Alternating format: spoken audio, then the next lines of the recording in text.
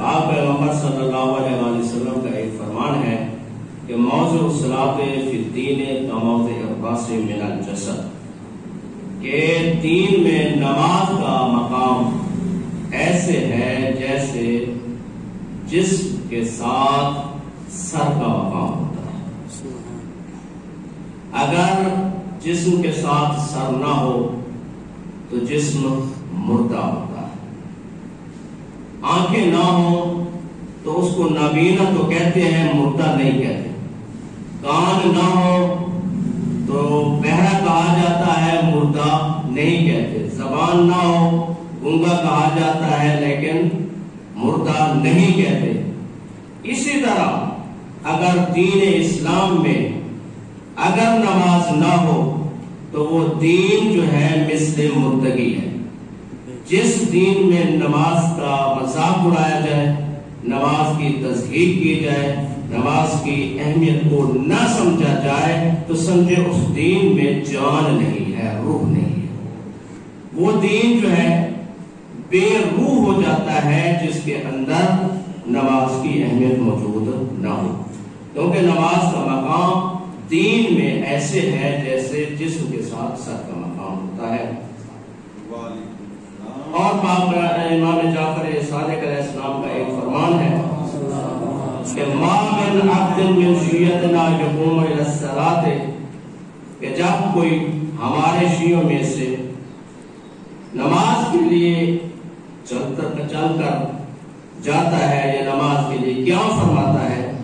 تو الا اکتلفتہ بعدد من خالفہ ملائکۃ یصلون خلفہ، تو پروردگار اس کے مخالفین کی تعداد کے برابر فرشتوں کو حکم دیتا ہے کہ اس کے پیچھے نماز ادا کریں۔ یدعون اللہ لہ حتی یفرغ من صلاتہ، اور تب تک اس کے لیے دعائے مغفرت کرتے رہتے ہیں جب تک وہ نماز سے فارغ نہیں ہو جاتا۔ معلوم ہوا کہ نماز کی اہمیت یہ ہے کہ جب انسان ارادہ کرتا ہے تو پروردگار اس کے ساتھ فرشتوں کو بھیج دیتا ہے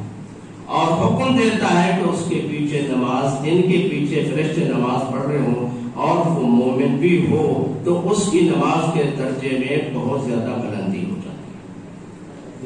اور جناب پاک پیغمبر صلی اللہ علیہ وسلم کا فرمان بھی آپ کی خدمت میں پیش کروں گا کہ نماز با جماعت کے بعض دفعہ لوگ تساہل اور سستی کا مظاہرہ کرتے ہوئے نماز کی اذان ہو جاتی ہے لیکن گھروں میں بیٹھے رہتے ہیں، جبکہ گھر میں نماز پڑھنے کا ثواب صرف ایک نماز کا ثواب ہے، اور اگر مسجد میں نماز ادا کریں تو 25 گنا نماز کا ثواب زیادہ ہے، اور اگر جماعت کے ساتھ ادا کریں تو جب 10 بندے ہو جاتے ہیں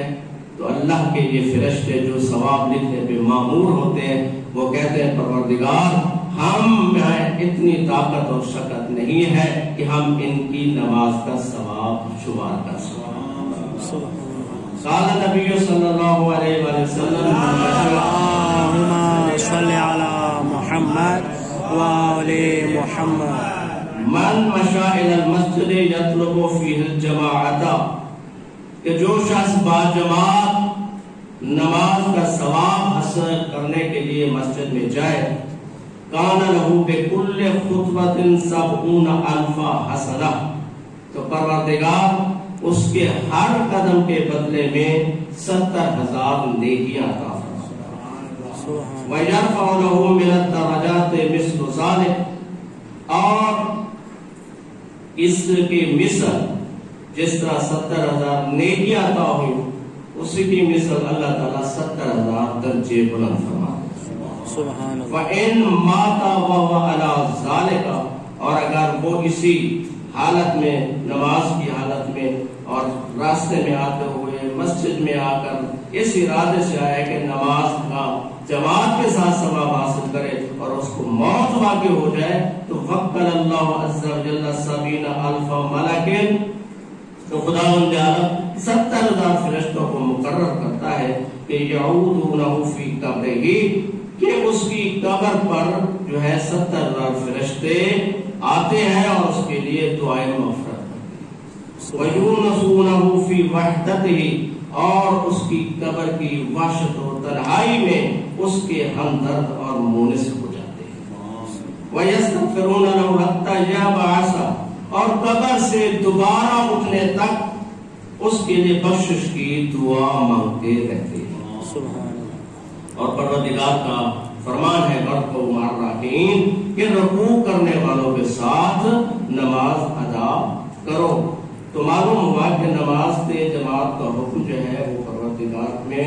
قرآن میں ارشاد فرما دیا ہے، اور اس کی اہمیت بھی بتا دی۔ قال امام موسیٰ قاسم ابن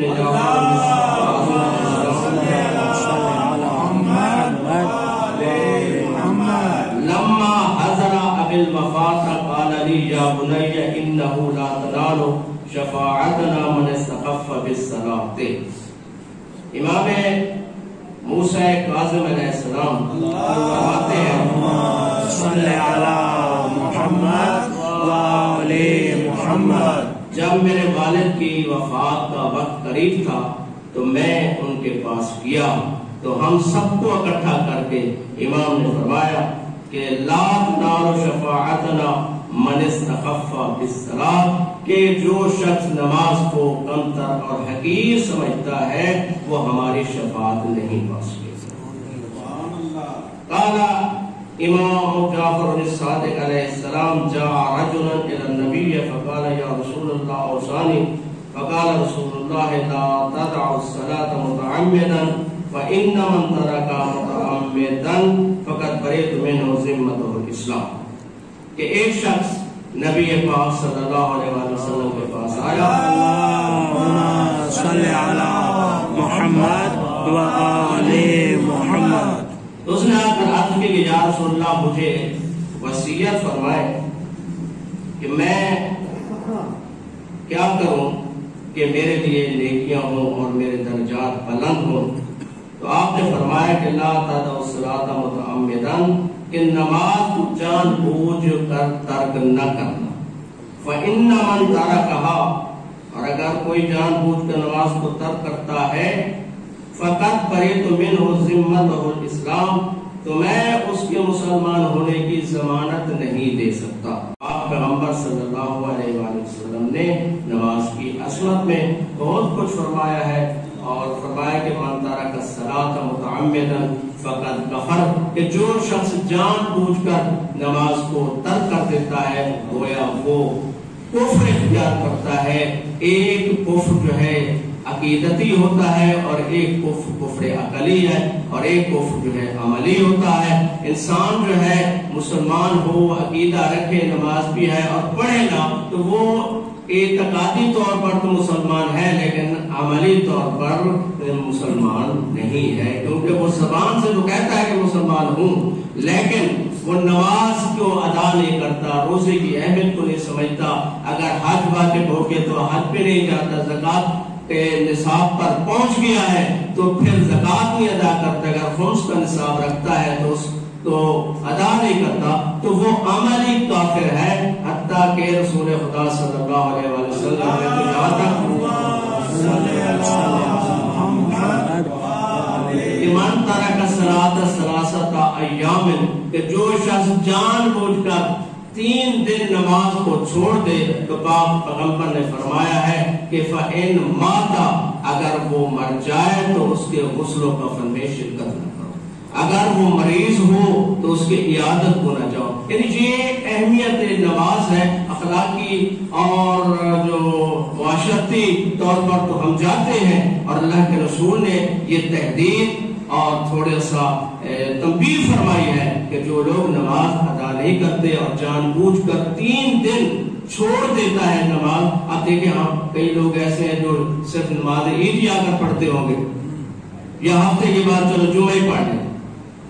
تو جمعہ اپنی جگہ پہ عظمت رکھتا ہے کہ نبی پاک نے فرمایا کہ الجمعۃ حج المساکین، کہ جمعہ میری امت کی مسکین لوگوں کا حج ہے۔